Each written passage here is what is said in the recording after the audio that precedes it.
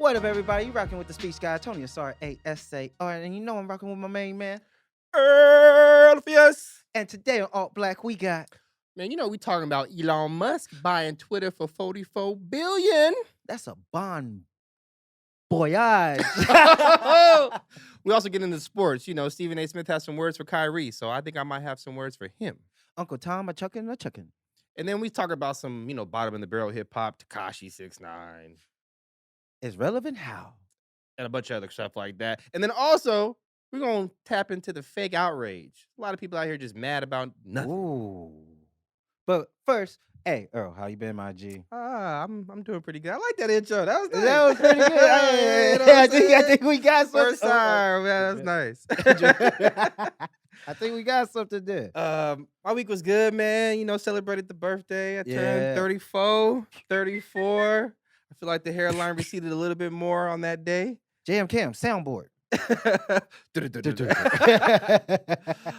Yeah, man, celebrate the birthday. Went into a food coma on my birthday. Sushi. What was the role that did it? I did so I had the crunch onion roll. Okay. But then I also had, what is the one with the crab on top? Damn it, I'm losing the name of it. Rockstar Dynamite.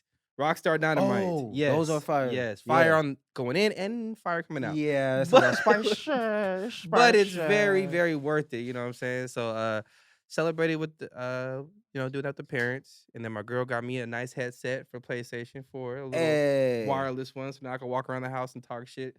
Shout out to your girlfriend for understanding what a good gaming headset means to a player.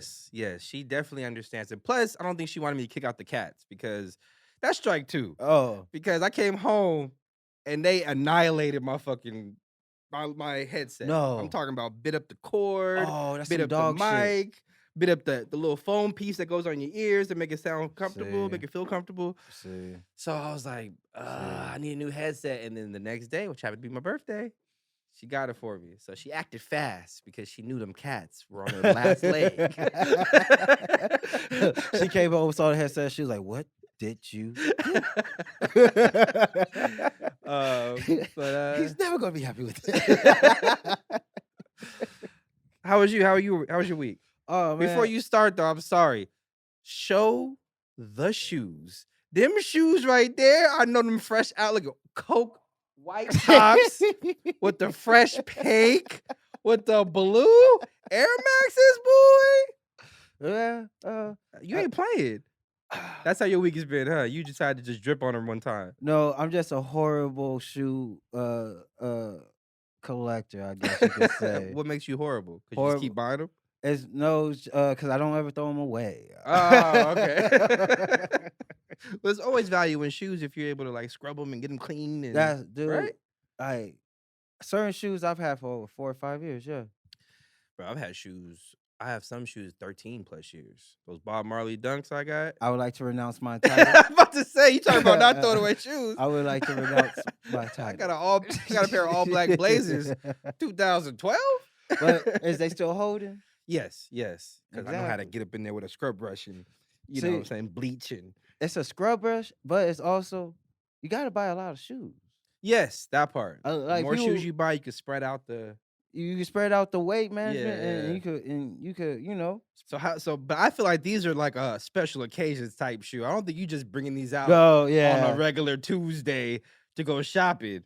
I might have pulled out the glass, broke the glass. That's what it looked like. I ain't seen those. I ain't never seen those. Them things are shining right now. I might have a vault of shoes that don't ever see the light of day. But okay. Oh yeah, and that's another thing that makes me horrible. Some shoes I have yet to wear. So you just got a bunch of shoes and shoe boxes that I have yet to wear, but I'm waiting. Okay. Can you give us one pair that's sitting in the vault? Fire pair of white and purple Air Force One high tops. Oh yeah, you can't just bring those out. Exactly. You can't just bring those out. You gotta go to like where Zoomies or something to get the perfect fit. You feel me? You know, maybe Old Navy. It's gotta match. It's gotta match. Yes. honestly, I'm not a stiffler on where you get your clothes from. This from Walmart. Like, True that. you True feel that. me? These I'm not sweatshirts a from TJ stiffler. Maxx, you know what I I mean? pay Yoga $7.97. sweats. You $7.97? Yeah, because But exactly. then you look at the shoes. And that's why I can buy them. So you gotta know where you're gonna cut the cost. True. But besides that, how was your week? Oh man, my week was dope. Went to a couple of interviews that I said no to the jobs to. Like, Okay, like I people like that. people forget that option. Yeah, that you could just actually say no to the Yeah. job.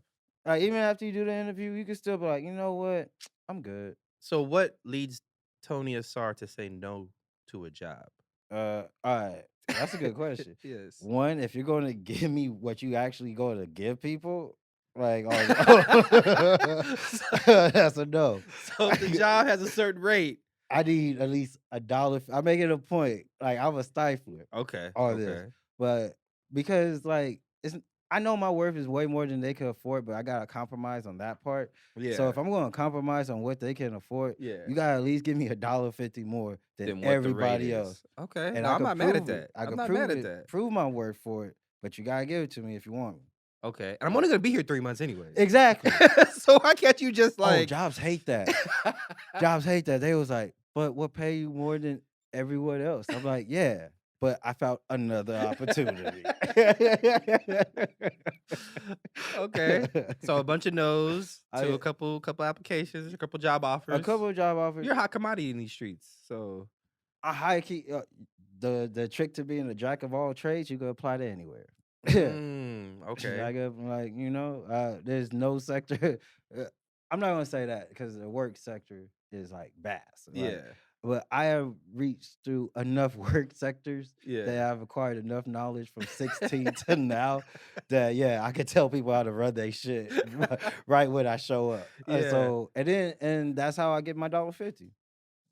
Cause you are 'Cause well versed in different things. Like, hey, Mhm. I know I'm a receptionist here, but that light needs to be changed. And instead of calling a mechanic, or not mechanic, but a light changer person, any type of technician, I can go do that for you. oh yeah, Save the cost. dude. There's been so many jobs my handyman skills have come in handy. Like just because a nigga know how to put low key spitting game right now. a little screw in some of these younger people out here. Like, if you don't have to just go for the $10 an hour they're offering you, or $12 an hour. We're in California, 15 minimum wage. You don't got to take that. I can literally tell you, hey, I need $17.50. Yeah. Like minimum wage is the minimum. It's negotiable, nigga. Like if you want, like, but I'm not gonna try to beg on people, like, but you don't have to take it though. You don't. And there's a lot of people out there that are way smarter and they have way more talents suited for the jobs at the end that they can definitely talk that up. Yeah. And like, and it's kind of like that in life because a lot of people like look at skill and ability in like such a pinhole, you know. Elaborate. What do you mean? Like, I could go to someone and be like, "Yo, you'll make probably a good manager," and they're like, "I don't think so," and I'm like, "All right, well, tell me a little about yourself." They're like, "Well, I played a little sports, and you know, I didn't do much, and I worked as cashiering, didn't do much there, and then I did a little bit of security for probably about a year, but didn't like that. Did a little construction, didn't really like that. Hold up, now you're a manager." See, right? Okay. They're looking at they failed all those times. Yeah. Nah, nigga. So you a cashier, so you can rapidly think and count money. You can do math in your head. Like I've been a cashier. Like sometimes the systems don't work and you gotta pop that change out. Yeah. You gotta count back from the reverse. You gotta count back backwards. There's times you gotta have people management in lines because people are arguing. You know? It's not, you may not have been successful at the time, but guess what? You got experience. I like that. You might have did some construction work for probably 2-3 months. Okay, you failed, but guess what? I bet you know how to put a house together. In 3 months? Like if I mean, you probably learned in 3 months because you know. Well, because if you're on a job site, you're going to get a specific duty to do on that job site. But if you're sociable and you can talk to everybody and you just and you make your hands available. Mhm. That's my thing. That's why I get to work. I make my hands available. You make your hands available, people put your hands on something. They gonna tell you how that shit work because they don't want you fucking it up. Yeah. So guess what? Now you leaving with more value than you had when you started the motherfucker. Yeah. Nah, nigga, I ain't just this. I can tell you about this, that, and that. And because I put my hands on it, I can do it. That is a lesson from Tony and Asar, you know, on how to understand your value and apply through the multiple jobs you have had, and to keep leveling up. Always. I like that. I like that. I like that. I like that. We got JMK in the building today. What's up? What's up? Productive culture. Hey. Derbs is at home, feeling a little under the weather. Shout out to Derbs. We just heard the big news. He worked his first festival. Yes, he did. Yes, sir. Yes, he did. Oh, I can see Derbs out there in the sun with his flowing hair. Oh yeah, he was shaded by that wool. Sweating. Looking for the nearest Coors Light, little nearest bar. That part. I need a beer. Shout out to Derbs. So what role do you guys think Derbs played? Like, I just know he worked at a festival. He worked Smokers Club. Mm-hmm. Like, if you could put Derbs in any role in the festival, is he working merch? Is he working security? Is he backstage? Yeah, Derbs is in the front checking people's ID. Okay. Let's see. And I'm probably underselling Derbs here. I'm sorry. You probably did a lot more work than that. Wow. What if he's like, exactly? That's funny because that's exactly how you say that shit. Exactly. But if there's a video game section, Derbs is there. Yeah. He's running the video game section. Honestly, yeah. I'll either put him in the front or backstage to grab the artist. Yes. Like, you know, because you could do security. But you got to give Derbs a picture of the artist, because you tell him, like, hey, go True. grab Freddie Gibbs. He's going to be like, who's that? You know what? Here's a picture, bro. Go find this guy. Go find this guy, right? Be like, Shaw, dude. Yeah. But he's capable of doing it. Give him the picture. Give him the picture. You want that more now? You want that more now? But yeah, shout out to Derbs. I'll be filling in as the racially ambiguous hands for the day. Racially ambiguous hands. Yes, sir. Not as great of a ring to it as white hands. That's why I'm not here all the time. So. Exactly. But we'll roll with it. We'll roll with it. All right, so you want to get into the first? Man, let's go ahead and kick into what we got for the day. Yeah. I like that. Random note. I do that because JMK got the headphones on. We don't got headphones no more. So he might get a random ass note in his ears. Serenade him one time. Let's start off with talking about Mr. Elon Musk. The biggest topic of the day. Of the last 2 weeks. Yeah, pretty much. I know. First of all, he did what everyone knew he was going to do. Yeah. Yeah. Everybody speculated when he first bought into Twitter that he's trying to buy this app for himself. Yeah. Because I don't know what everyone else used Twitter for, but I could find some pretty gnarly things on there. I don't know how much more freedom of Twitter I needed, or needed more. Well, there's been a couple people that have been banned or shadow banned or stripped off the site that I think because the speculation was Elon wants to bring Donald Trump back, or open up the red carpet for him to walk back on the Twitter, but Donald Trump, as of right now, has declined because of Truth Social. Truth Social. He's trying to run, which Elon was clowning, which is pretty funny. Yeah, and his had a tweets point. have leveled up. I ain't gonna lie. Since he bought Twitter, his tweets have leveled up as far as comedic relief. Like, he's been saying some funny shit. Like, he posted Bill Gates pregnant. It's like, you know what I'm saying? Like, he was clowning Donald Trump's Truth Social name. Yeah, he was like, call it Trumpet. Call it Trumpet. Dang. And then somebody created an app, and literally I don't know what the app is. Probably somebody like a ghost app. Like, it's just somebody wanted to get that screenshot. Let me show an Apple podcast or Apple App Store that this shit is rising. So how do you feel about Elon buying Twitter for $44 billion?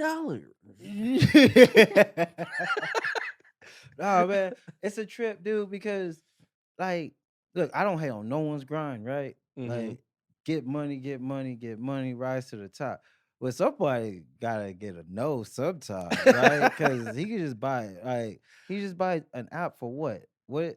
I'm really curious. What is the so I've free speech, or I've heard some people say, Jeff Bezos bought the Washington Post. He bought the Washington Post A lot of people say when you're that rich, you want to, if you're able to buy a news outlet, you can kind of control the narrative about you and your businesses by doing that.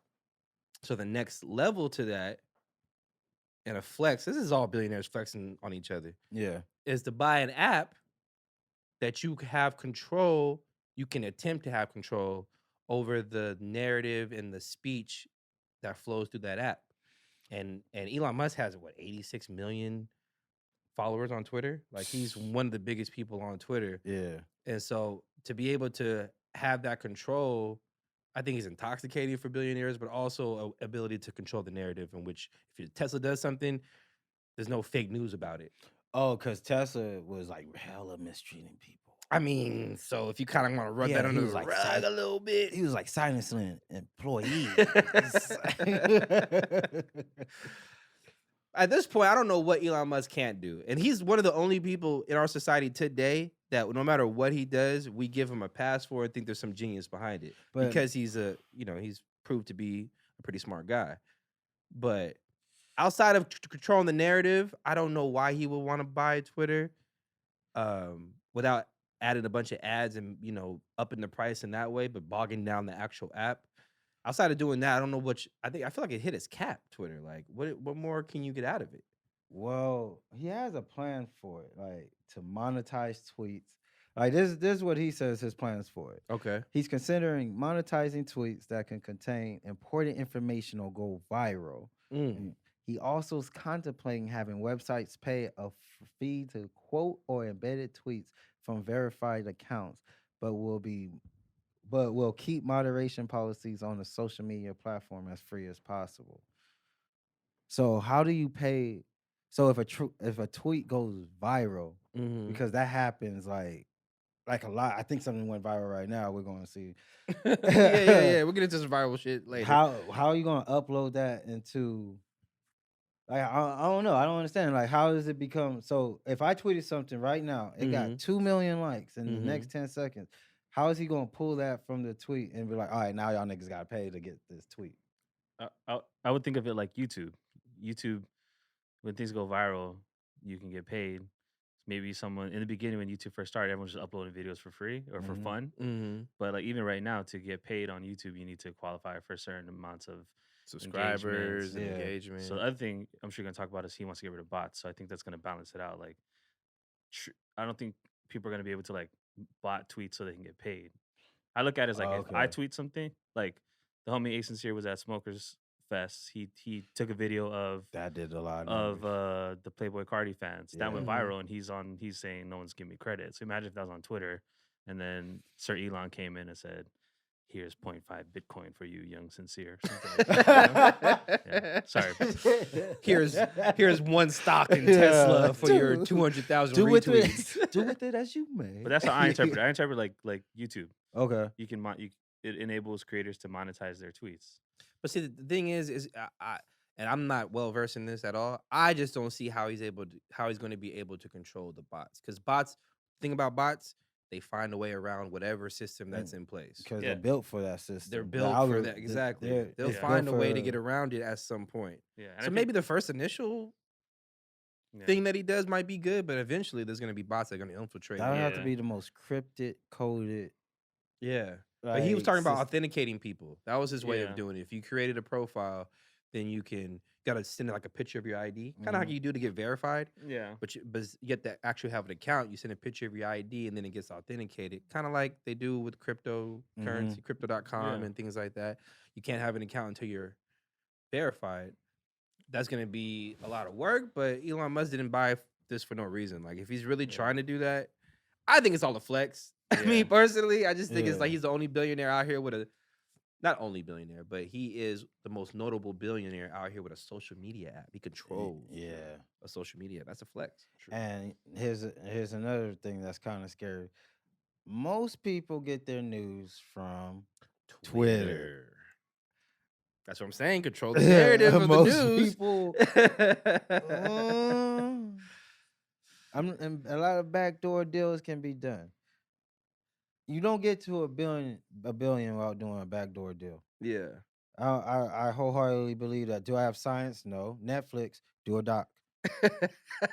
That's my dude Google, a Netflix documentary. doc. I don't need a Google shit. If there's a doc on Netflix about it, it happened. It's real. It's verified. Do you think Elon would really bring back cocaine to Coca-Cola if he bought Coca-Cola? Man, Do you think he will really be able to fix the McDonald's ice machines or ice cream machines if he bought McDonald's? no. He's claiming a lot, or people are putting it out there for him to claim, like, hey, Elon, since you out here buying Twitter, but you saw my thing. My thing was, stop homelessness, but that's just on another tangent. You can't. It can be done. It can't. Do you want to get into this right now? Yeah. Okay. I don't think homelessness can be. You're not going to eradicate it 100%. Just like you're not going to eradicate drug use 100%. You're not going to eradicate it 100%. Hold on. All right, hit me with the game plan. So, one, Elon Musk himself said, somebody give him a price of what it costs to end homelessness, he'll write the check. Okay. Did I believe him? No. Because there's plenty of statistics out there. You can go to the U.S. Department of Urban Housing and Development, or probably butchered that, but they said it costs estimating about $20 billion to end homelessness. Now, what I'm talking about, that's per year, though. Okay. But now, what I'm talking about is the bare bones minimum of ending homelessness, which is having people with a roof over their head. I think the problem is a lot of these shelters have stipulations on you being in the shelter. Thus, people get out of the shelter to go do what they want to do. My mom worked very close with homelessness and homeless people. That's true. And the one of the number one reasons why people do not seek shelter is because of the stipulations that are there. Hey, you got to go find a job. Hey, you got to stop on their drugs. And I agree, it's a moral thing to want that to happen. Yeah. But this is the question I propose. Would you rather have a big old facility kind of built somewhat like jail that's housing people who are on the streets, or would you rather have what we have now and you have LA looking the way it does? Because you can't tell me you go to Skid Row and you see all those tents. They obviously want shelter.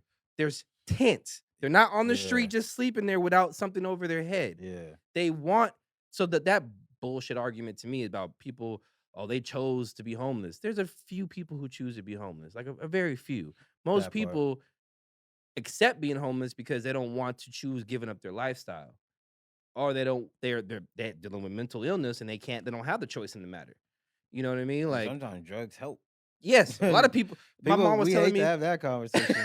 Some people need drugs to get through it. And my mom was telling me a good amount, not a lot, but a good amount of people who are on the streets take drugs. They don't want to go to sleep. Yeah, they don't want to sleep. Yeah, they want to keep trying to stay up so they're not sleeping at 2 a.m. on a street somewhere. So some of them got into drugs or abuse drugs to stay up. A lot of people commit petty crimes to go to jail to find shelter and to find food. Yeah. So I don't think it's impossible.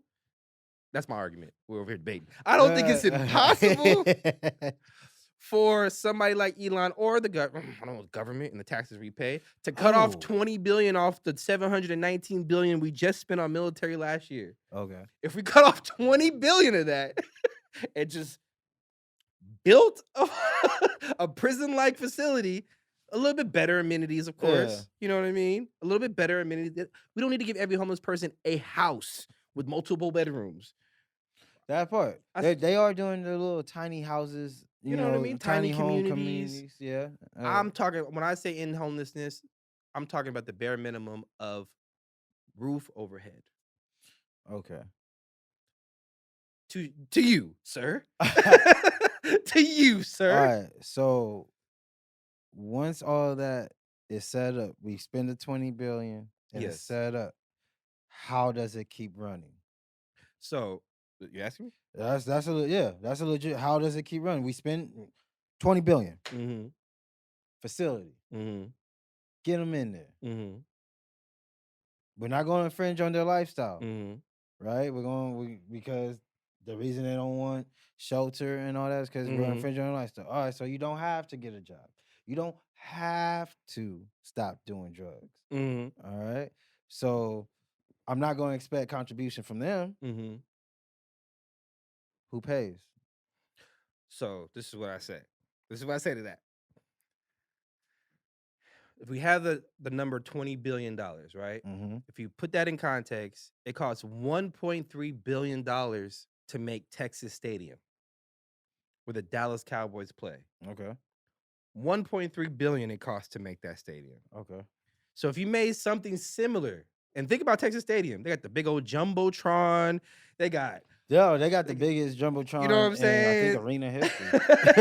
They got retractable roof. That shit's fly. You know, That's the they most have crazy. TVs everywhere. You take Yeah. all that out, it don't cost 1.3. It costs maybe about 700 million. Mm-hmm.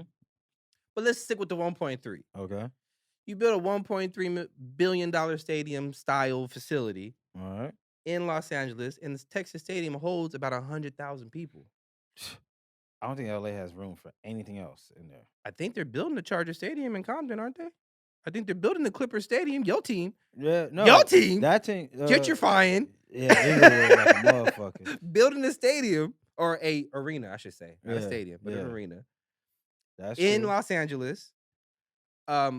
So I believe with that extra 18.7 billion goes to the staffing and the programs implemented into the things. Here's the thing. Oh, Here's the now thing. we're in trouble. Look at a jail. Look at a jail, right? You have a jail that holds about 2,000 people inside of whatever prison you want to think about. Mm-hmm. They have correctional officers, maybe about 50 correctional officers, 60 on shift at any given point. Mm-hmm. You're telling me that same type of style cannot be mirrored with homeless people? And you don't need to arm them. You don't need them to be there implementing discipline. You just need people there to make sure they don't fuck shit up. Don't shit on the floor. People who are abusing drugs, go to your room. Supervisors, people who are watching the facility. All right. Here's the problem. I'm ready for it. I'm ready for it. Here's the problem. I'm ready for All right, it. you want to build this arena? Don't forget what they did to those people in Compton and Inglewood to build them arenas. Yes. They kicked them out their homes. I agree. All right, so now we're gonna go trompo on some communities that's been around for the last 50 years. All right, so we're gonna clean out the space cleaned out. Mm-hmm. All right, now I understand what you're saying, Mm-hmm. but I live in reality, Mm-hmm. and I understand when there's big money involved Mm-hmm. and a bureaucratic system, that Mm-hmm. money's about to get lost. Well, now we're talking about the caveats I can't control. I'm just implementing the No, I plan know, that's there. I know, but this is what I'm saying. It can't happen. Okay, well, on that plane, I agree with you. No, because that's what we're saying. No, that's what we we were arguing. Yes, right? yes. Why Which is I that- don't think it that's- can't happen? It's because, all right, 18. First of all, I hate that the state gets a surplus and we don't know what they're gonna do with it. Oh, 100%. I hate. I don't like what they do with the state budget already, let alone the national budget. We're gonna give the state of California $18.6 more billion to set up another system. California is riddled with bullshit systems and paperwork. Mhm. That money will get ate up in staffing alone. They would cut the cost in food.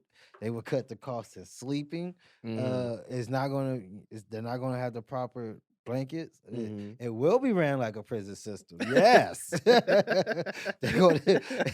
It's gonna suck so bad. It's gonna either make them drop a mixtape or Mhm. or just become a lifer. Okay. and that's just why. And also, it's because of the constant upkeep. This money gotta keep coming from somewhere. Mhm. And like, I don't know how other states ran this, but like California is creating more lanes just to create more fast tracks, just to create more ways to create road and toll tax. Mhm. Like the percentage of how they like to go up, have special tax on water Mhm. during certain periods of time. Yeah. Fucking whack.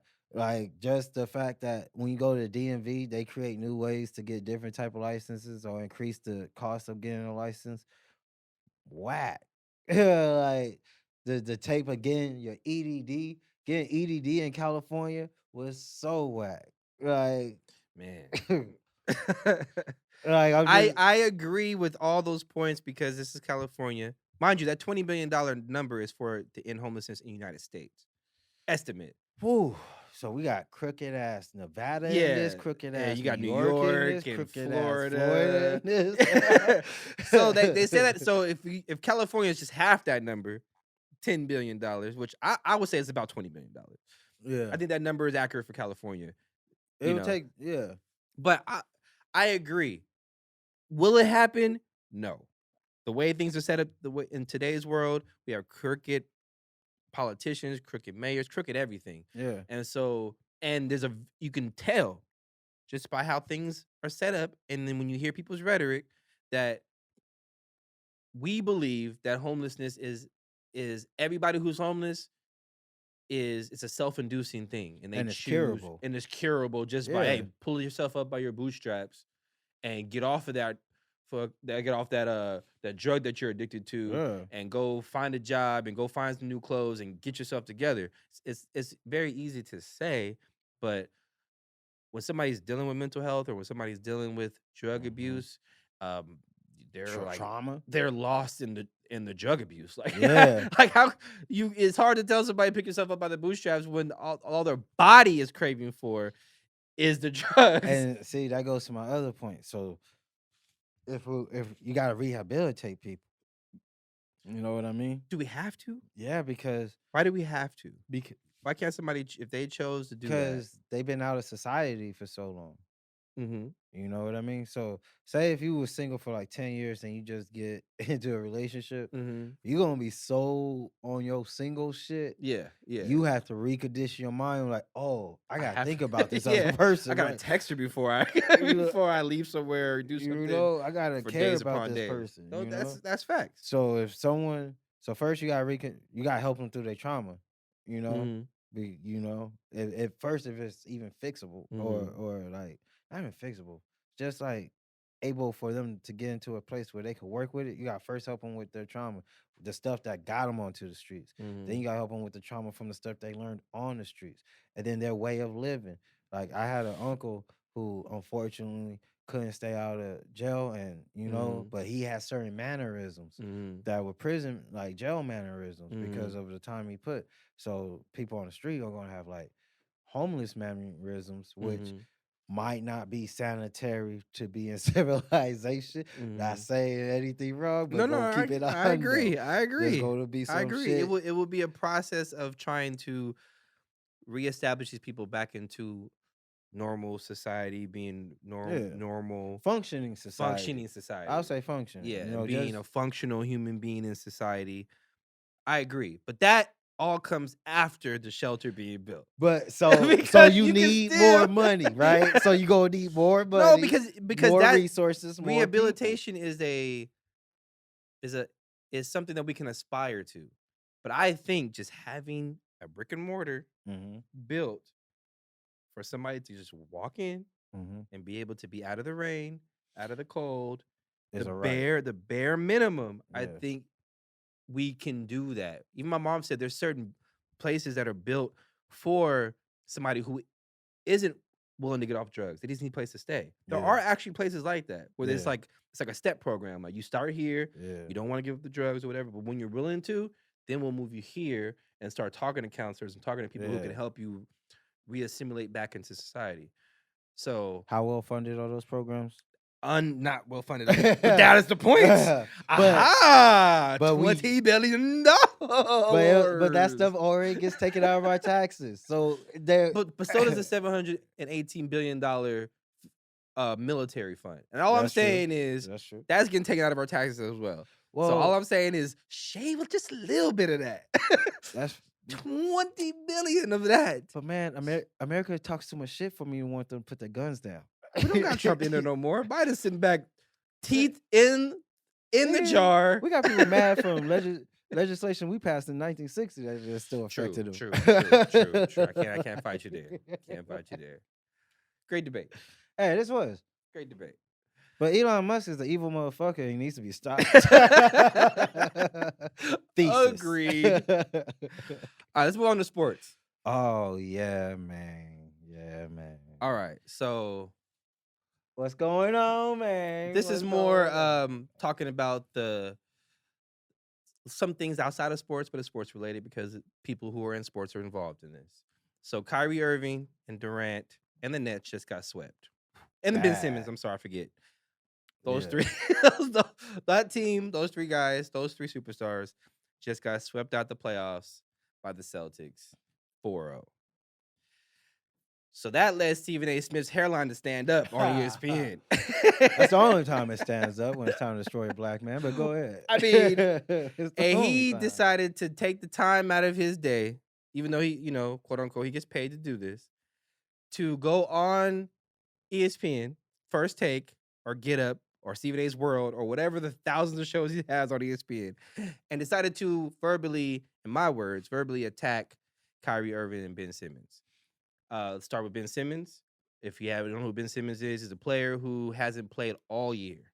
He has not played a single game all year. He originally played for the 76ers and then was traded midseason to the Brooklyn Nets for James Harden. And the reason why he did not play in Philadelphia, he cited dealing with mental illness, mental health issues. And then when he went to the Nets, he was having back issues, which people have later found out back issues can come from dealing with mental issues. Stress. Yeah. A lot of stress. Tension can cause back issues. Yeah. But no, Stephen A. Smith wasn't having it. Stephen A. Smith decided to tell the world that, let me get the quote unquote, Ben Simmons he is the most weakest and most pathetic excuse for an athlete, and not only in the NBA history, but in sports history. Did we already forget Kwame Brown? Did we Smush Parker? Better watch out. He gonna I can name a lot of pathetic, weak and pathetic like athletes that never showed up. Like, that never showed up. Do we have to What start happened to Johnny Manziel? Why can't let's remember Johnny Manziel? Couldn't stop partying, got fat, lost the whole contract, played what 2-3 games? Was that a thing? I mean, I didn't say you did. Was that a thing? How about Jamarcus Russell? Oh, and he's a black man, but who? First round pick, the one who spent like $200,000 on a mink coat. Gained like 300 pounds on the off season. Yeah, your quarterback can't be 600 pounds out there trying to throw a football. Showed up looking like a lineman. I'm just saying, we can go on and on, but but he decided to verbally attack Ben Simmons. How do you feel about that? My thing is, I don't know, cause it's weird. Being athletes, growing up with ESPN, we kind of grew up with ESPN, right? Definitely, 100%. So we're familiar with Stephen A. and whatnot. And like when I was younger, that stuff was funny. When I'm older and understanding what words mean, that stuff's like, ESPN pays you how much to destroy these black men? ESPN. He's not even getting paid what he's worth. Let's just put that out there. I'm glad he's getting his worth to destroy some black men. No, he's not getting paid his worth. He's worth it. I mean, they love that shit. Of course. So he's worth it. Yes. My thing is, I've never heard, especially growing up with ESPN, anyone tear into these athletes as much as Stephen A. And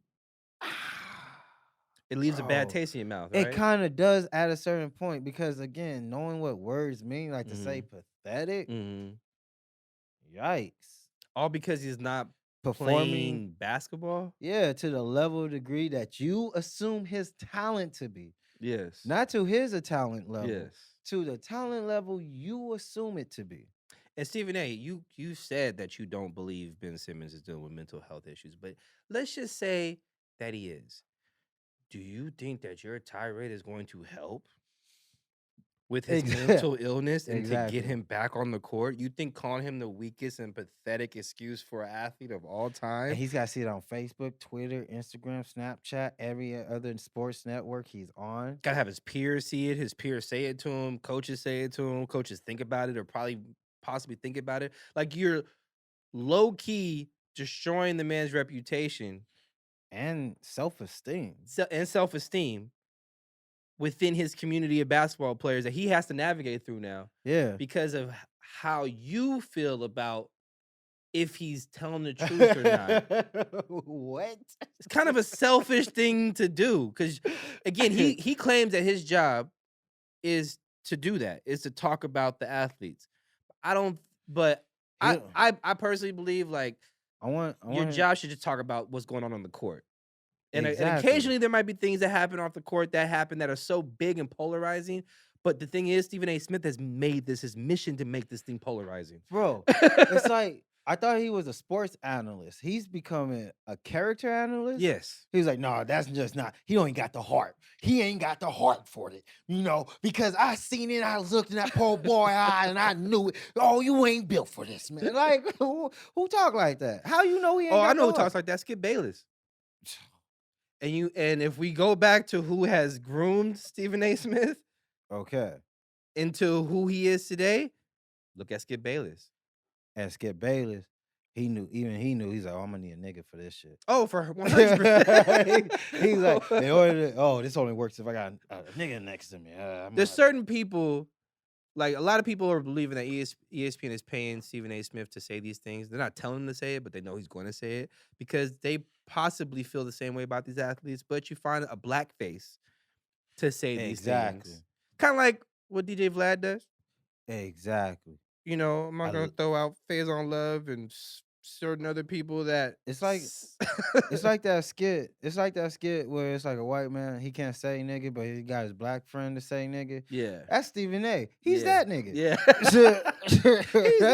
That's how I like because exactly nobody else, right, says go hard on these athletes. Nobody. Yeah, they talk about the strategic game and level of play. Not even Ernie, Shaq, and these guys Kenny, played in the league. They play. They know exactly what it takes or what it doesn't take to perform on the court. They have been. Some of them are champions.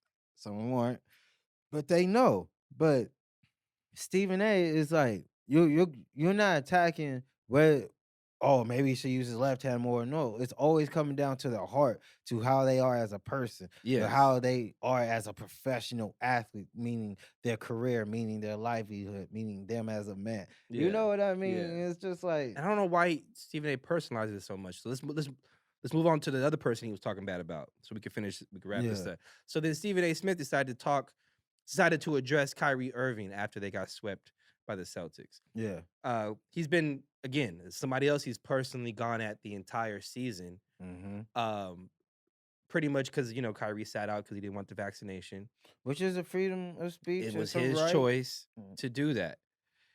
You don't have to, you can agree or disagree. Yeah. It was his choice as a man to take whatever precautions he necessary to learn about the vaccine, not take it, not whatever the case may be. It was his choice. And so Stephen A. Smith, since they've been swept, has decided to say it's Kyrie's fault. If he were there, they would have had chemistry and all this other type of stuff. So Kyrie went to Twitter and said, when I see my name or my brother's and sister's names getting spun through the media, I refer to all my research about who they are. Their job is to control public perception, all while profiting off discussing, discrediting, and disrespecting people's lives for entertainment. I send shots at the puppet masters, not the puppets. All puppets do is run around society trying to gain popularity and state opinions. What a life. My name is worth billions to these media corporations. My brothers and sisters who deal with this know exactly what I mean. And then he goes on and on. I'm not getting everything else. But he was pretty much sending shots at Stephen A. and people who do the same thing Stephen A. does, which is and Skip Bayless and people like that who take things so personally that they have to discredit somebody's personal choice to not it's basketball. I love the NBA. Exactly. But it's basketball. And we're way beyond. We're talking and the vaccination was something that Kyrie chose for himself that's bigger than basketball. Yeah, if he chose to forego the money, which he did, if he chose to forego the game that he wants to play for statistical purposes or the chance to win a championship, that was his choice. You can say you don't agree with it, but to personally attack Kyrie and to name all these things that Kyrie has done over his years as to why you feel justified in attacking that man verbally, it kind of is really making me lose respect for somebody who I had immense respect for. That's what I'm saying. 7-8 years ago on First Take, That's who what I was I'm actually saying. championing as somebody like this. We're actually getting a black face on ESPN outside of Stuart Scott, rest in peace. We're getting somebody who's And Stuart Scott never tore it into. Stuart Scott never. It wasn't even even his, if he disagreed in his with mind athletes. to even say, because it's not my job to do that. Yeah. My job is to say, hey, Celtics won 119, 118.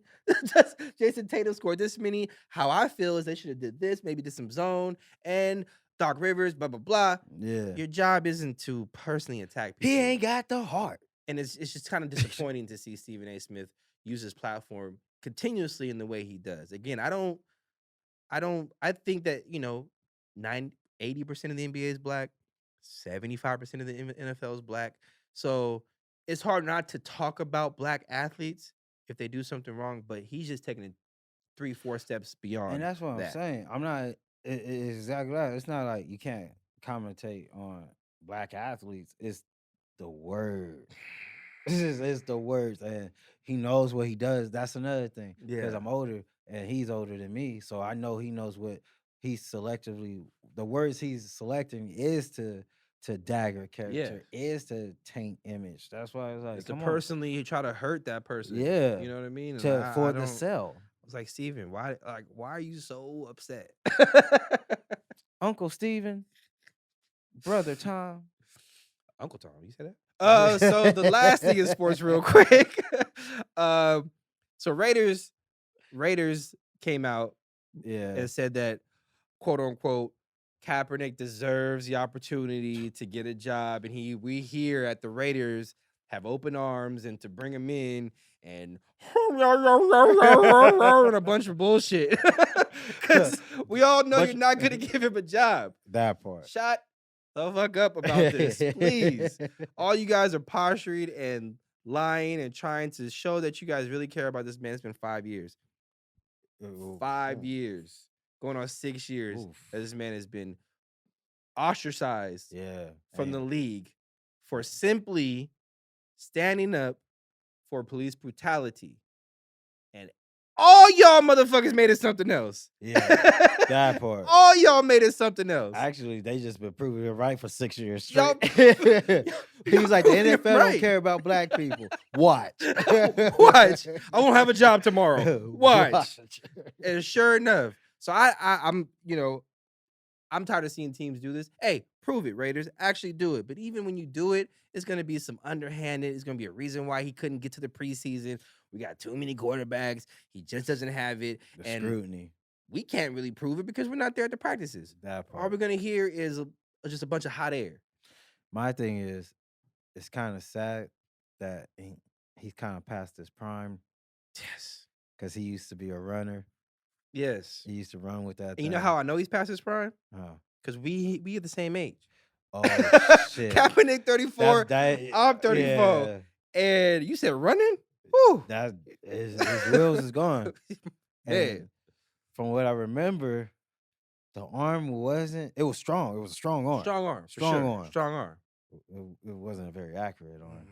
Wasn't his strong suit. It wasn't strong enough either, right? It wasn't really. And now with the NFL, he was 5 just years 10 yards above Tebow. Because if people don't do that to him. Don't do that to him. Don't do that to him. Tebow had to wind up and throw from Mother Earth. He was softball pitching out there. Tebow had to throw from Mother Earth just to get that shit 20 yards. Like, don't do that to Cap. You're right. But maybe 3 steps, 3 steps above. He was 20 yards ahead. But it's just, dude, like how much the game changes in 5-6 years. Yeah, that's another reason why I don't think that if he did get an opportunity, it wouldn't work out in his favor because the league has just changed so much. Dude, the linemen and linebackers are becoming more leaner and more agile, muscle. Yes. Oh, the pass rushers, defensive ends are crazy. Man, right they all like what's his name? Boss. What's his name? Green Mile. Oh, Michael Clark Duncan. Yeah, they all built like him. All the DNs. That part built like Michael Clark and Duncan. can move like LeBron. Yes. Like I don't want none of that. Like you said, the wheels. Kaepernick ain't slow by any means. No. It's just the ability to move in the like it. And I game don't speed. see him being able to really have a legitimate chance to get a team. Partly because I don't think these teams want him to have a chance, but also it's been 6 years. Yeah. And at some point, it's hard to keep up with the speed of the game and the flow of the game, the terminology of the game, and how the game works if you've just been out of it for that long. So, unfortunately, the Raiders out here just talking a bunch of hot air. Hot air. PR. Right. You don't think he got that one good Mike Vick season? That's where I love Mike Vick the most. Yeah. When he came back and shitted on the whole NFL. He sat one season in Philly. Beautiful. He watched him, and then when he got the chance to start, that was magical. Was beautiful. It was magical. I was like, yeah, boy, get your cover back. That was the hardest Madden of all time. That might be one of the best redemption stories in sports. Yeah. Like, yes, that can go on a tangent about Michael Vick, but the fact that they put him in jail for dogfighting. No, his cousin. His cousin was dogfighting. His name was on the lease. His name was on the lease. He wasn't even there. He wasn't. I don't know how a nigga get a cry for. He didn't even witness, man. Go to prison for a year and some change. He was like, I don't even live in this house. I live over here. Yes. He was like, this. I just bought it for him. In his prime? Best redemption story. They robbed. And I told you a couple episodes ago on Madden. I do that with Kaepernick all the time. I do my redemption story through franchise mode. I get Kaepernick. He's part of the Chargers or the Cowboys or whatever team I decide. I bring Kaepernick back. I do my redemption story in my head, and it's so sweet. We're going to get it, Cap. It's so sweet. 5,000 yards, 48 touchdowns, 3 or 4 picks. Ooh. Try to make him look human, or else it'll be 0 picks. So I try to make him look human with the 3 or 4. That's what I like to keep that image of Kaepernick in my head. My Madden franchise. Yeah.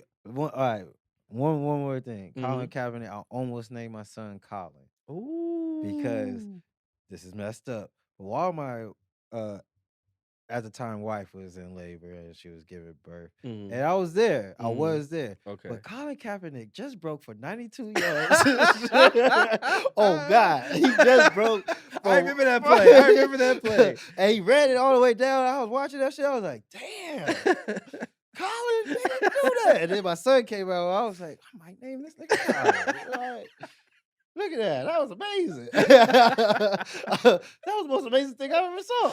Then he threw a pick the next drive. You're like, never mind. Oh. Yeah, we're going to stick with King. We're going to stick with King. But going on into the music world, it's been a lot of meme takeovers. Okay. That's how I see it. What you mean? It's been a meme takeover week. One with, it seems like the coolest meme right now is to impersonate someone else. I am trying to understand this phenomenon, this fad. Yeah. Of why we give the energy to the lookalikes. Literally no talent, no ability, don't even do anything. Nah.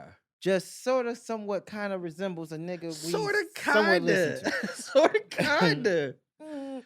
Like if I squint my eye and some light shined in, you look exactly like him. Right? The lights are off and I'm in the other room. I look through the wall. Kind of look like the dude a little bit. Maybe. A little bit. So I'm guessing you're talking about Perkio. I'm talking about Perkio and Fat Drake. Fake Drake. Fake Drake. I'm sorry. Fat/fake. I don't know how anyone getting that one confused, but yeah. He had some hips, boy. When he was walking through the ball. That's why I understand that's not Drake. Them thunder thighs were clapping. I'm not saying I'm looking at Drake's hips. I just, I've seen Drake on plenty of music videos, and he ain't waddling while he's walking through the ball. Dog, those are the chubbiest fingers I ever seen Drake have. And Drake don't have the heart in his hair no more. Like, come on, guys, that was the album release thing he did. Like, that it only exists. Like, if you're gonna look like somebody, don't be lazy. You have to keep updated with the look. Go grow your hair out. Get the cornrows. Go get the cornrows. Or get the fake wig, it kind of look like a cornrow, but you just put it on top, it's a wig, and you just, nigga, do anything but that Shamar Moore wig in whatever Medea movie that was. I know you know what I'm talking about. We shall not discuss.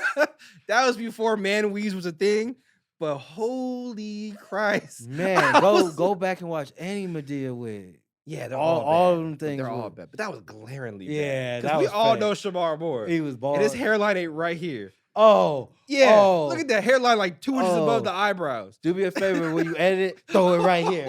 It goes right here. That face, that one, it goes right here. Thank That dude you. had a Velcro rug on his head. Oh my God. Yeah, And then don't do that. It looked like they spray painted it after they put it on. Why? I ain't never seen anyone with such dark hair. Never. Oh, that's Walking Dead. Oh. I hate his locks. The worst. I hate That his is The pretty locks. Walking bad. Dead has the worst hair. Yeah? Yeah. all I've never the seen black Walking Dead. characters That's- all have the hair pieces on. Oh, Really? Yeah. I called it a hairpiece. Sorry. But, Yeah. It's Like okay. they, It's okay. they all do this, Yeah. and people are like noticing that. Why do you do this to all the actors? Yeah. Like, Anyway, as you were. no. No, Thank I you, appreciate JMKM, that. for Thank you. always coming through and sliding through. That's the type of advice you get when You have productive culture.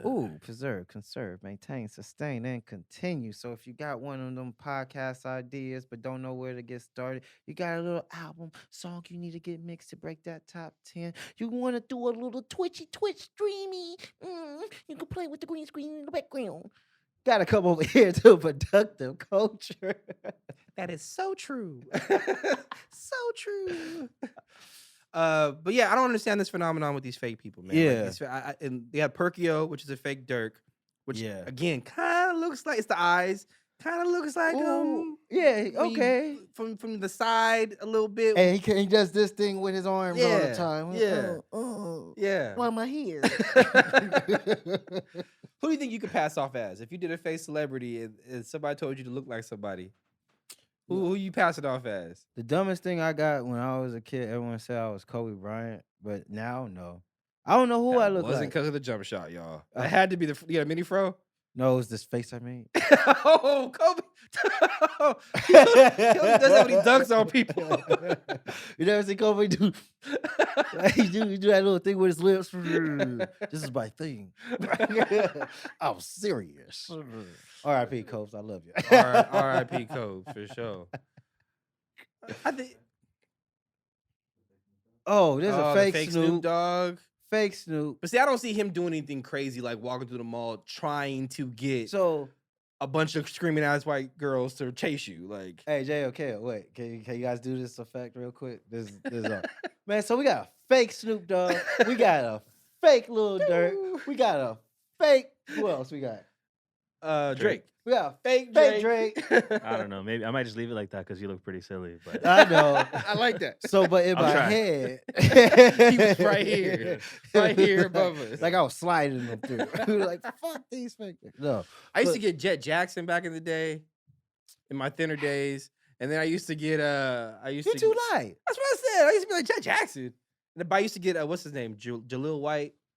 Okay, I used to get that. I can see that. So I used to kind of Again, you too light. come on now. I used to say Shamar Moore, but you know, this guy.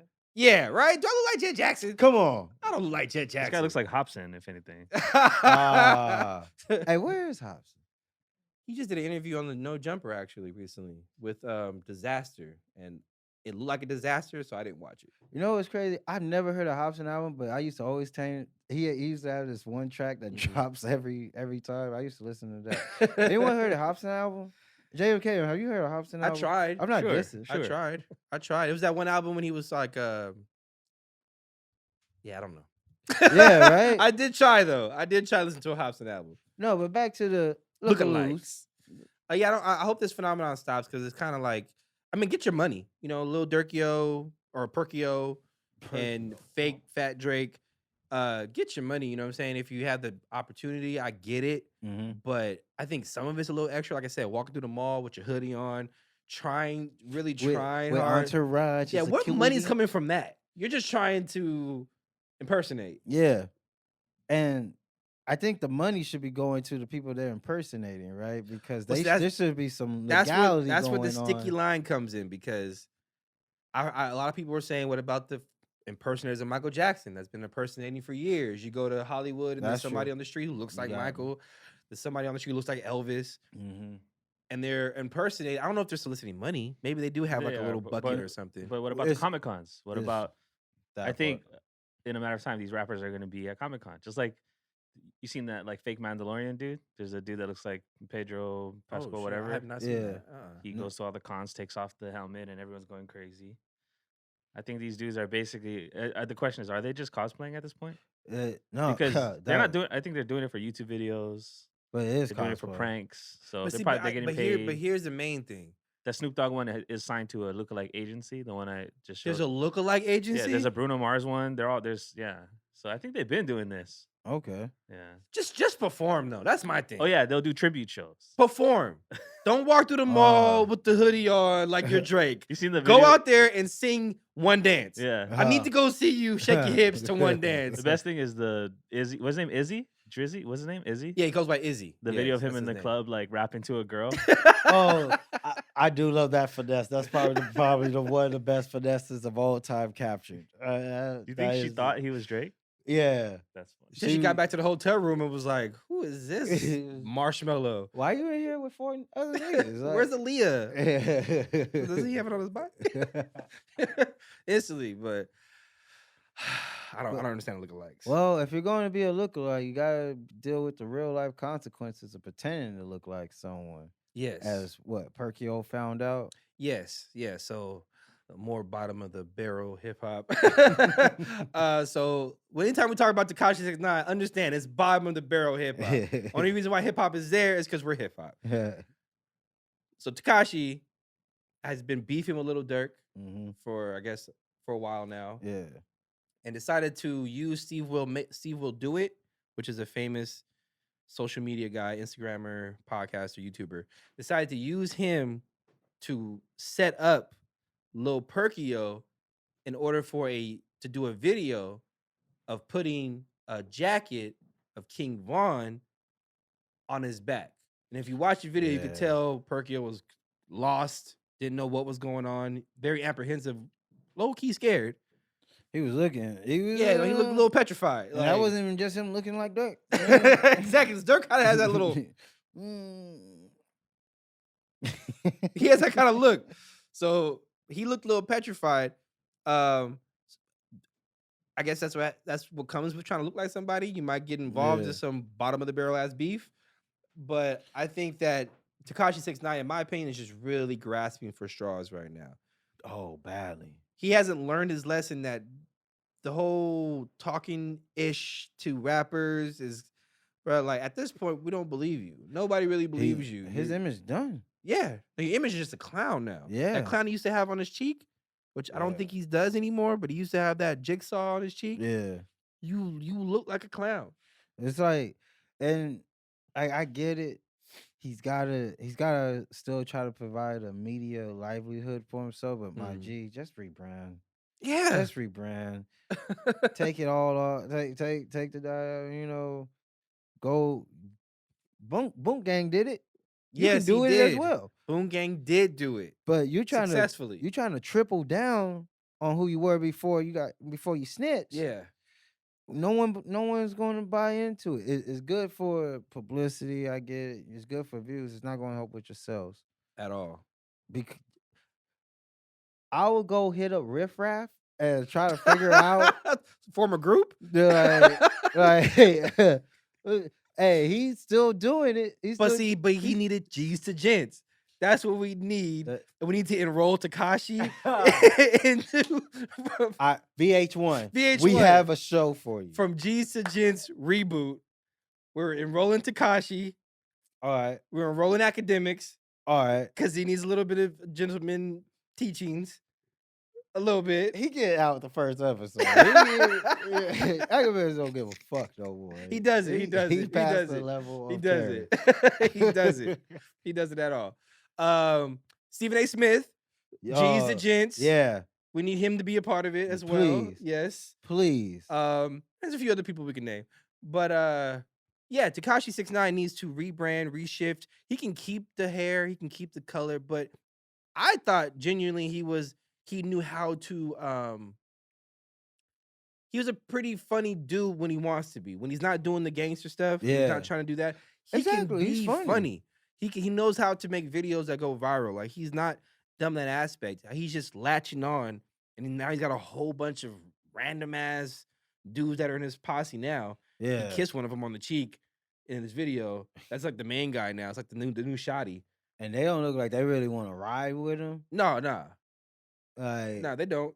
They don't. look There was an interview he was doing. I saw the clip, and he said, "We don't be jacking snitches. This is the only snitch we jacked."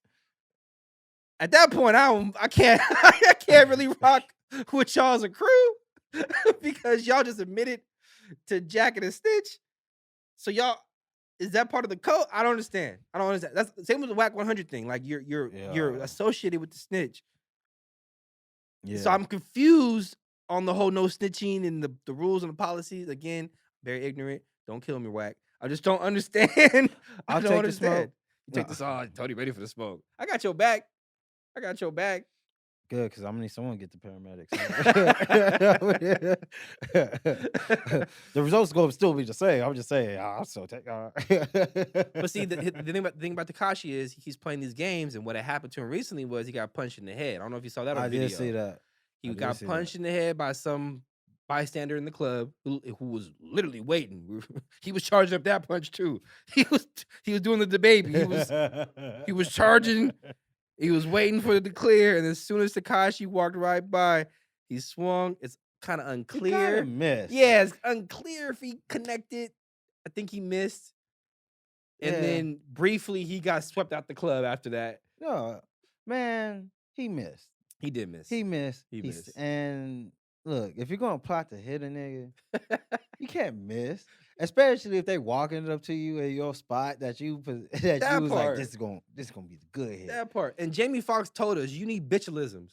When you're sitting there waiting to punch somebody in the club, if y'all remember that, you need bitchalisms. When you connect, bitch, I'm out the club, he on the floor trying to figure out what the fuck just happened. That part. That's what should have happened, but he did not succeed. And Tekashi 6ix9ine lives on as hip hop's biggest meme. Is he hip hop's biggest meme? Because I think hip hop's new biggest meme has got to be Bad Baby. Is she hip hop? She is. She's. I mean, she got some of the best writers in town. I mean, I think so. So Bad Barbie, who, if y'all don't remember, Cash Me Outside. How about that? Cash Me Outside. How about that? She, last year, now she had an OnlyFans when she turned 18. Yeah. And in a span of a year, has made $50 million, allegedly, according to her. No, she showed her receipt. She charges $24.99 for prescriber, and yeah, she made $50 million, and she bought that house in cash. And she's paying taxes because she showed the receipts. It was like, you feel me? So you can't be mad at that. So yeah, I mean, and she's only 19. I think we kind of forego. We saw this happen. We foresaw this happening, not with OnlyFans, but we did see when she first came out, and then she was starting to rap, and she was in modeling gigs. Yeah, it was like, okay, she's gonna be the next Cat Stacks or the next super hit. That's what we were saying early. Yeah. Like she's gonna be the hip hop's new, when she gets old enough, she's gonna be hip hop's new Cat Stacks. I don't know what to call that. I don't want to say the wrong thing, but but you were saying this early, like 1 year ago when she was 18. Right, she was going to sell them. You weren't saying this like a long time ago, right? No, we were saying not you. No, you said they, not you. You never That's said what I'm saying. any of They this. were saying They it. were saying They were saying it. Yeah. She was under 18. I wasn't paying attention. They were saying it. Covered. I see what you do with JK. I appreciate it. Yeah. But we all foresaw that something like this was going to happen. Not to the point to where she was going to have an OnlyFans and make $50 million. But we saw her, like, if this was like in the early 2000s, she would be on King magazines. Yeah. And, you know what I'm saying? Oh, like whatchamacallit, Lawrence Fishman's daughter. Yes. Polka dot booty. Yeah, I was very displeased when I bought my issue. I was displeased. I was like, oh, love, where's the Photoshop? This is before memes and tweets. When that came out, she would be so a meme right now. Yes, 100%. And the number one meme I see is her butt and then the Matrix green lines superimposed on her booty. I'm just saying, I see that meme. Yeah, it's there. Wasn't even a good tape. Wasn't even a good take. It was Mr. Marcus too. It was just like cringe all the way. So are you gonna subscribe to Cash Me Outside? No, never, ever. That's wild. Me neither. We're grown men. Hey, we But don't. I do question like, why dudes want to see 18-year-old titties though? Well, I mean, I remember being 18 and not being impressed by the titties I was seeing. you know, that's a fact. That's a fact. I started chasing women that was 26. Yeah. 26-year-old titties are pretty perky. Me, I like a little sag to my titties. Like you I like a know what I'm little under the sweater. You can pendulum swing them things. You Like know? I like that for me personally. So tie them together, make a jumper rope. but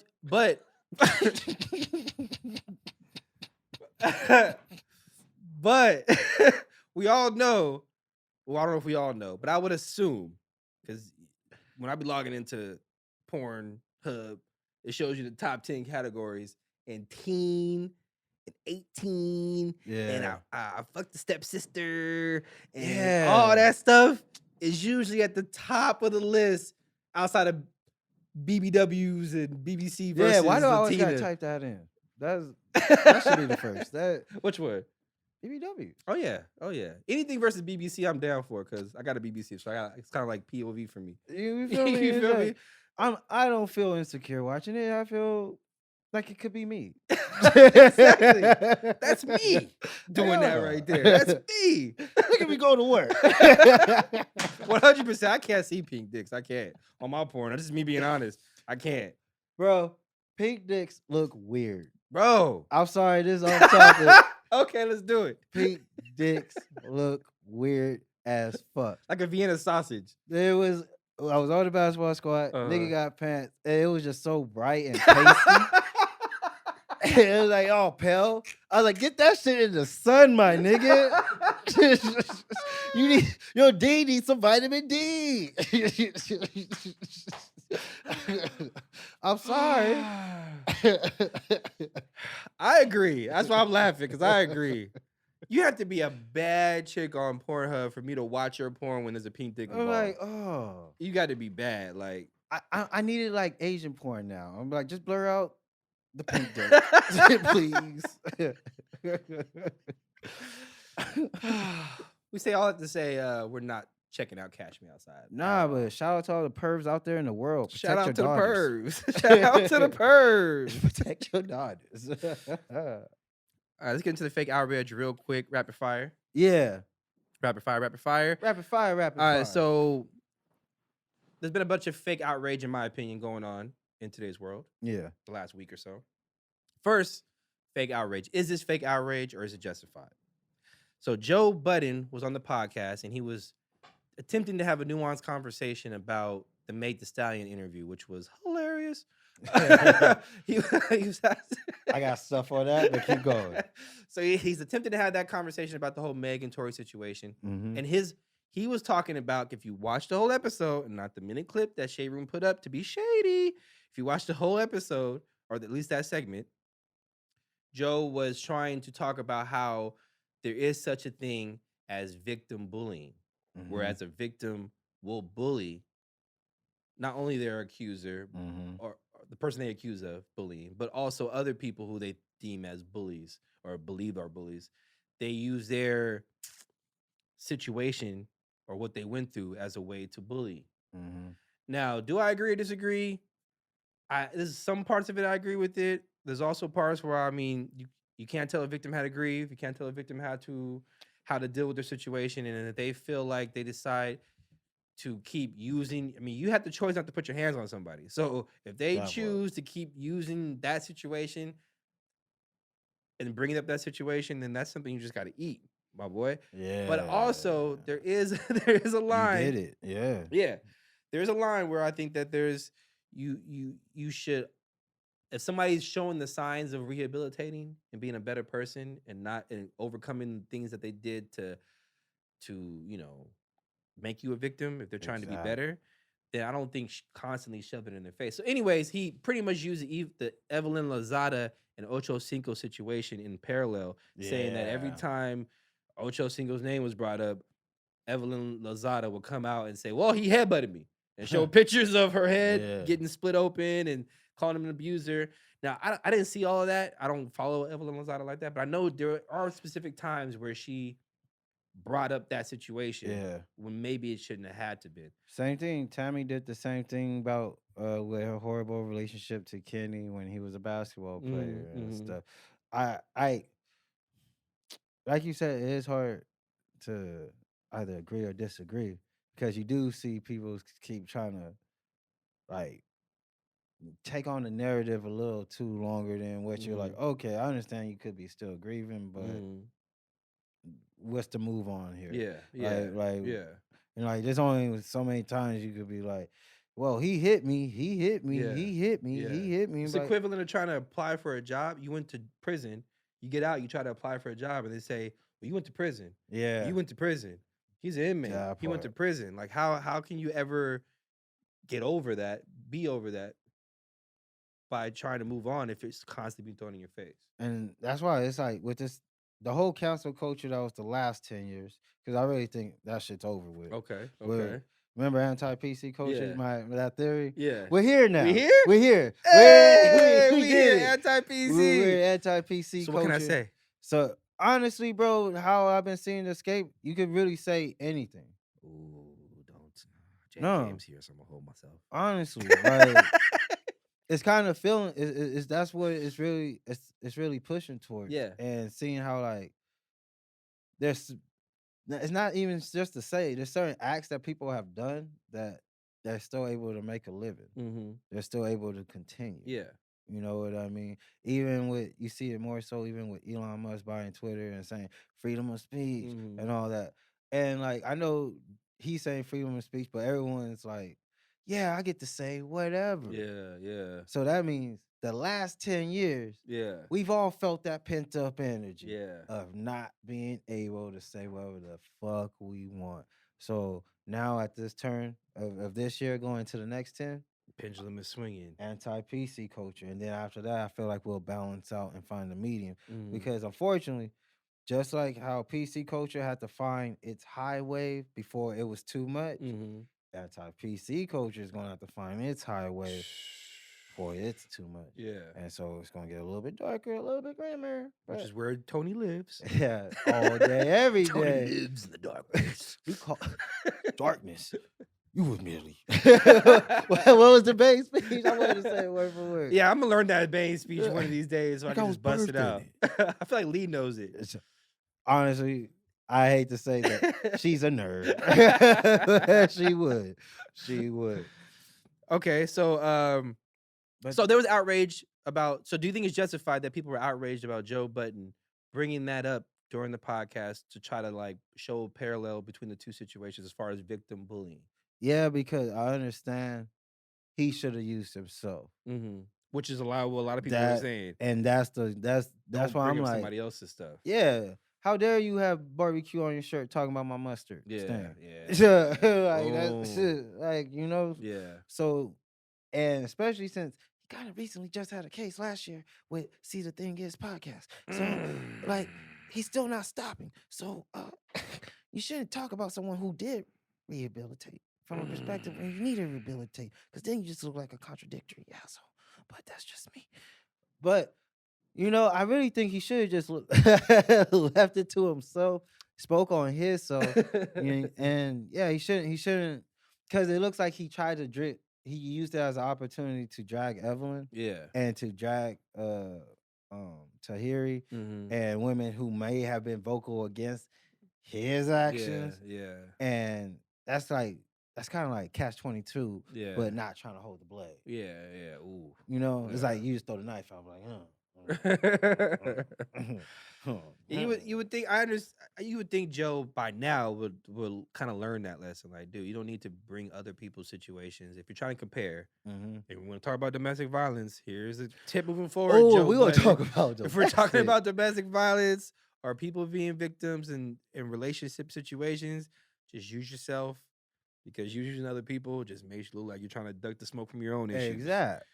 Not saying it's justified, because I don't know, I wasn't there, but use your own situation. Use your own situation. You should never use someone else for anything. Like Charlamagne probably found out.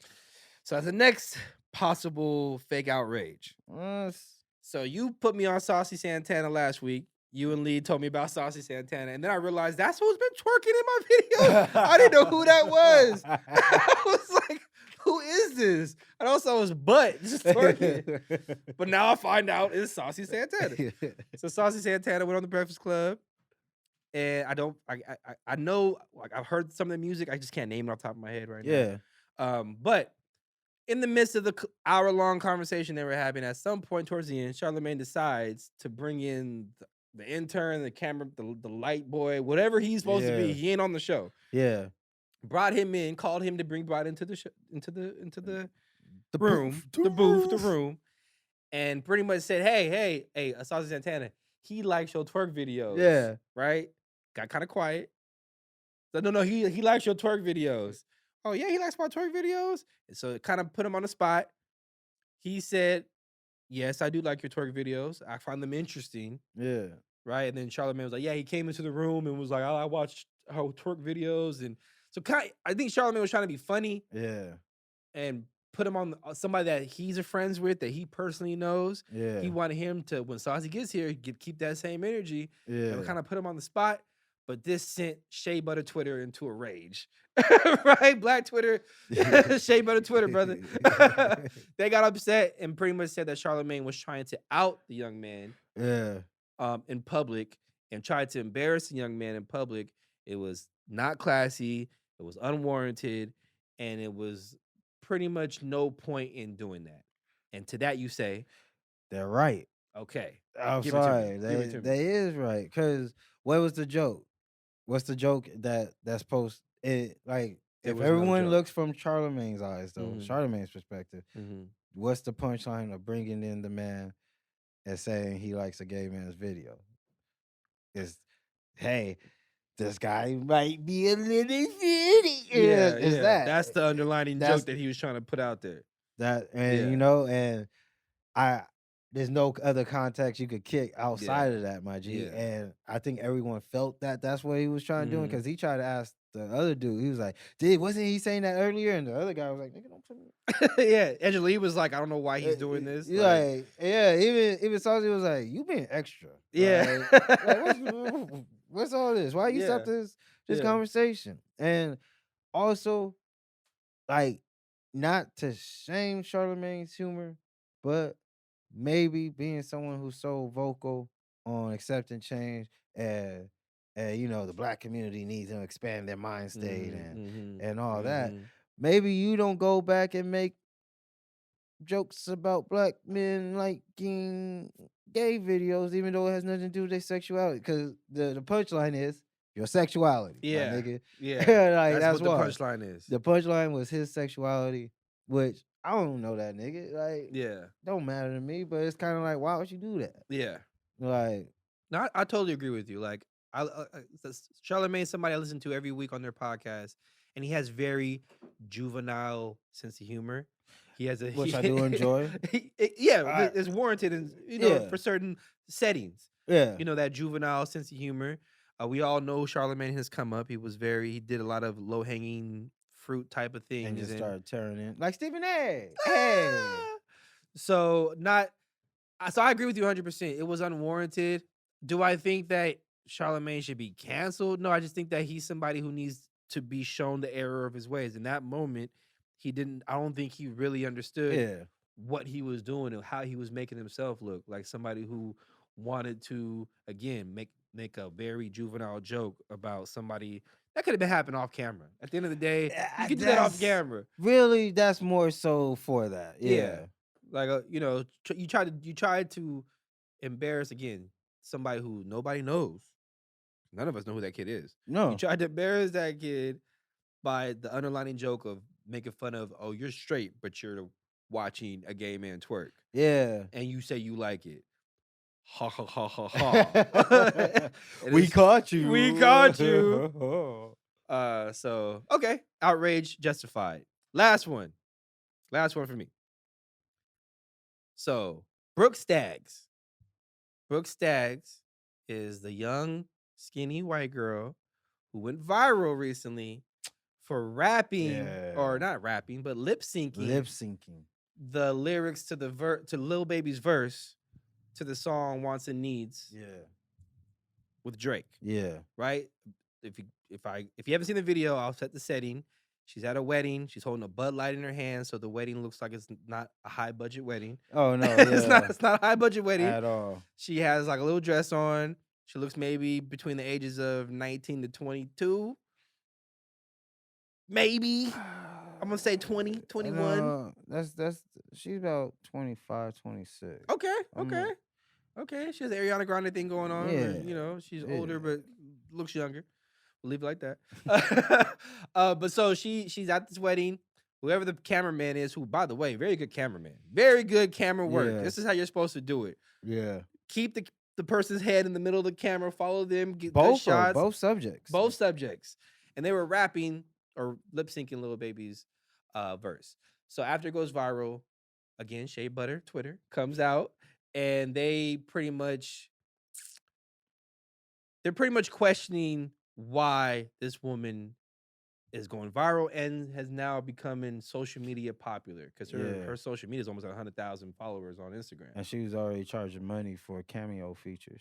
Oh, wow. Okay. What the hell is she going to do on Cameo? No, like sing you a song. Or That's what I'm something. Like, I don't know.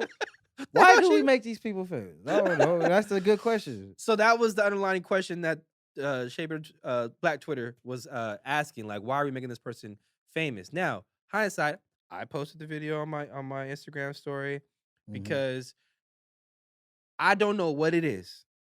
And we can unpack this, not right now because we're running out of time, but at some point we can unpack why Black people love when not just white people, but other races Mimic us. not just mimic us, but do it well. Did they do it well? She did it better than I've seen all the other white girls trying to rap lyrics. Like she had the hand gestures. Yeah. She knew the lyrics. She helped the beer didn't spill. Like she had some little swag to what she was doing.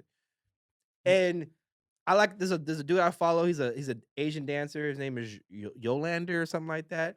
Little chubby Asian guy who be dancing. He's good. Don't get me wrong. He's really good at dancing, but he's viral because he's an Asian dude dancing to mostly Black music.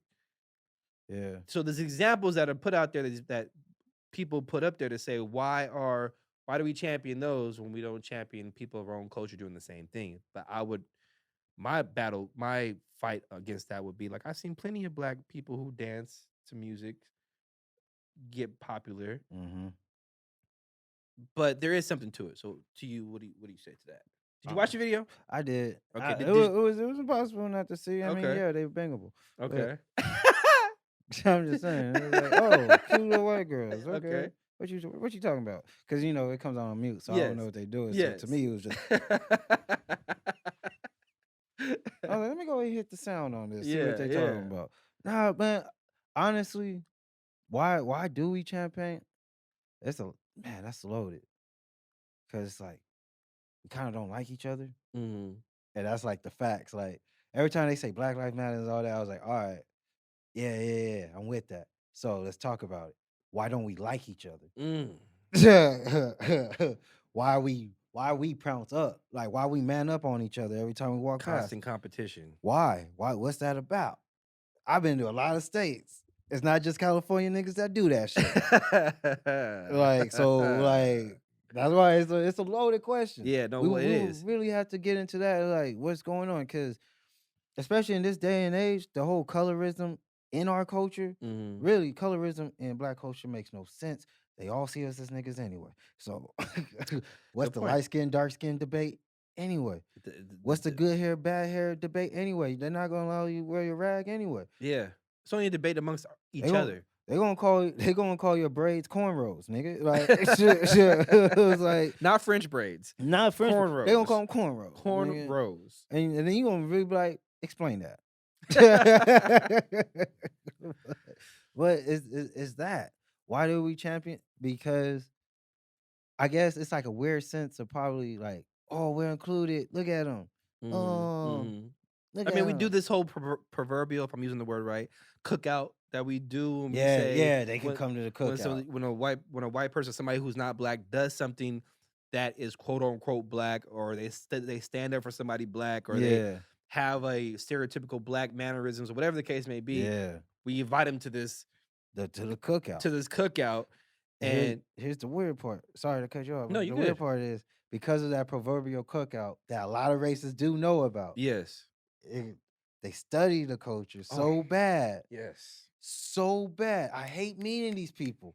I happen to meet them, and I could tell, nigga, you not a contributor to the culture. nah, You're a copy or studier of the culture. Yes. There is a big difference. But you get those people, and they're gonna try to do something to make it to the cookout. yeah. Because you can't tell me Brooke Staggs didn't sit there for 3 weeks and hear Mirror reciting the Little Baby's verse Exactly. just for the opportunity to show how cultured she is at some point when the camera's on. That's what I'm saying. Some of these cats, like, there's people that, listen to the music, but there's people who print the lyrics out. Yes. There's people who really stop. Instead of just dancing, here's the thing about dancing in black culture. It's about freedom. You're just supposed to dance and move, my nigga. That's why it's a new dance. Yeah, these niggas come up with a new Yeah. dance. They're just free and moving. Yeah, yeah. But if you're really like trying to study a TikTok video to go impress the black person you know, type jazz. Now you saying you preaching there. I'm just And the conclusion to this situation is, of course, when somebody like her comes out and becomes viral, Shea Butter Twitter's gonna do their research and they're gonna find dig up what you tweeted. and we know you said the N-word. Somewhere in here, you said it. You said it. We was like, she's rapping these words too clean. There's an N-word out there. It's I'm out gonna there. need a 10-year doc. 10-year doc, please. And so, of course, she's had 2 tweets that's been resurfaced where she used the N-word. Now, I will say she didn't say it towards an individual. She called a raccoon the N-word in one of those tweets where she was talking about a raccoon, and she said, "Oh, I had to poke that nigga." That's what she said. And she actually, I think she put a dot on the I, so she didn't like actually type out the whole word. Yeah. So she kind of knew what she was doing there. And that's my problem. And then she had another tweet where she referenced the word too. So now they're trying, to cancel her. And that's even more inflamed the whole outrage against her being, viral. So, I think, in conclusion, I think the outrage is pretty justified, somewhat justified. I understand where everybody's coming from, in regards to her. But I do think that we spend way too much time being outraged on situations like this. When we can spend more time trying to figure out where that $20 million that Black Lives Matter has, we could spend more time I know the niggas in California should be talking to the government in California like, hey, you keep using us for every 4 years and it's ain't improved. We still down bad out here. We still down bad. Like there's way more things that we can spend our time being outraged about. Here's the thing. I'm not actively out there trying to uncover where the Black Lives Matter money is at. But if I had enough time to be outraged on little Brooke Staggs lip syncing a rap song, then I can, if I had the time and outrage to do that, then I would redirect that towards things that could benefit the Black culture a little bit more, benefit us a little bit more. And if we all collectively try to do that, then maybe we'll be better off position instead of just like being that mad about it. Like I understand it, but being that mad about it. You know what I mean? That mad about little Brooke Staggs. I would say this though. I would humbly ask any non-person that's not Black and participating in the culture.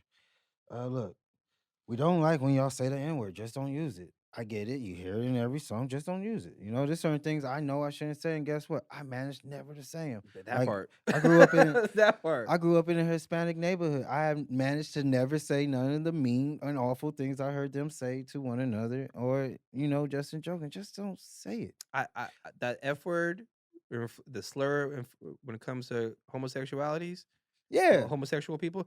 I stopped using that word right out of high school. When I started realizing that word was dangerous, it never came out of my mouth again. Dude, no, that's a perfect example. I use We grew up using that word. We kind of, smear the unfortunately, Yes, smear the queer was yes. a game. Yes. Unfortunately, saying if you was in a bad situation, this was gay. Yes. Unfortunately, which is something else I don't say anymore. I used to be imagine heavy. that. Imagine that. Imagine. We were able to correct our vocabulary to say something that we know could, no matter the context, offend a specific group of people. So again, I just humbly ask if we can do it. If we can do it, and we can help other communities that might feel bad if we would just joke around or use it in the lyric. If we can do it, we did it. So can you, and we believe in you. Yes. Us at the All Black Podcast believe that you can participate in hip hop without saying the N-word. I know it looks cool. Yeah. But fuck yeah. But nigga, this is one thing you can't have. This is the one thing. I'm sorry. Oh, you're so sad. Oh, you're so sad. I'm sorry. That's all I asked them. It's a good way to end the pod. Right? Good way to end the pod. But Earl, where can they catch you at, man? Catch me on all social media platforms. EARLPHEUS. EAAAAAAARLPHEUS, like Morpheus, but throw an Earl in front of that. Earl.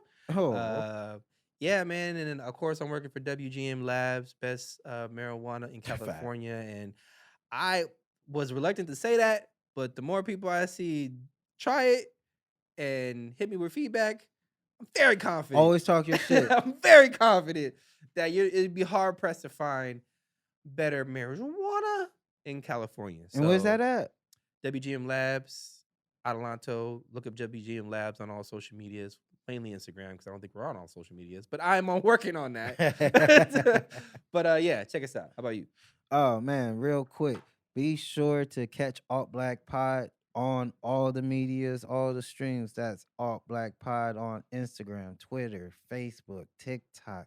And you can follow Alt Black Podcast on Spotify, Apple Podcasts, and YouTube.